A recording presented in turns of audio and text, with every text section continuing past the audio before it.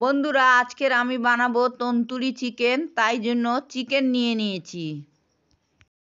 বন্ধুরা, পেঁয়াজ নিয়ে নিয়েছি 6 টুকরো, আদা নিয়েছি, রসুন নিয়েছি।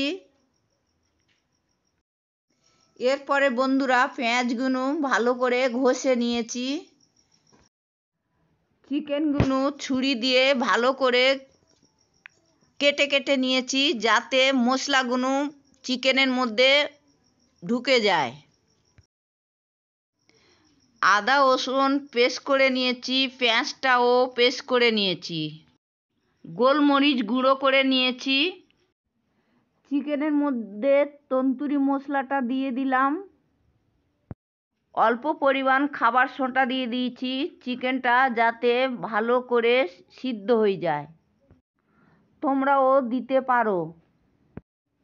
স্বাদ মতন লঙ্কার গুঁড়ো দিয়ে দিলাম, গরম মশলা গুঁড়ো দিয়ে দিলাম, পরিমাণ মতন গোলমরিচ দিয়ে দিয়েছি ভালো টেস্ট হবার জন্য।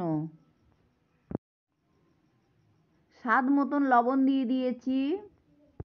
রং করার জন্য আমি একটু ফুড কালার দিয়ে দিলাম। পেঁয়াজটা বেটে রেখেছিলাম, চিকেনের মধ্যে দিয়ে দিলাম। পরিমাণ মতন রসুন দিয়ে দিলাম, পরিমাণ মতন আদা দিয়ে দিলাম, দিয়ে চিকেনটা ভালো করে মিক্স করে নেব।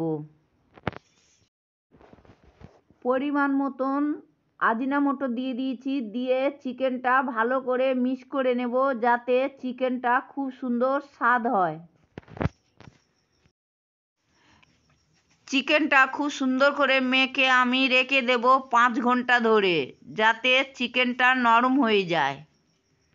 যা মশলাটা আছে চিকেনের মধ্যে ঢুকে যাবে, তাতে তন্দুরি চিকেনটা স্বাদ বা খুব সুন্দর হবে।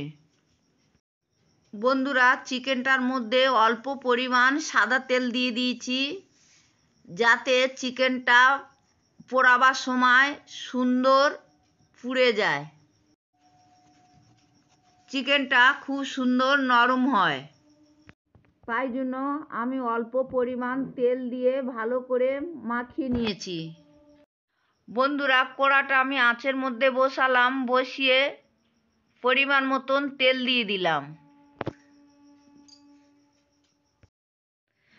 যে চিকেনটা 5 ঘন্টা ধরে আমি রেখে দিয়েছিলাম, সেই চিকেনটা কড়ার মধ্যে দিয়ে ভালো করে লাল লাল করে একটু ভেজে নেব।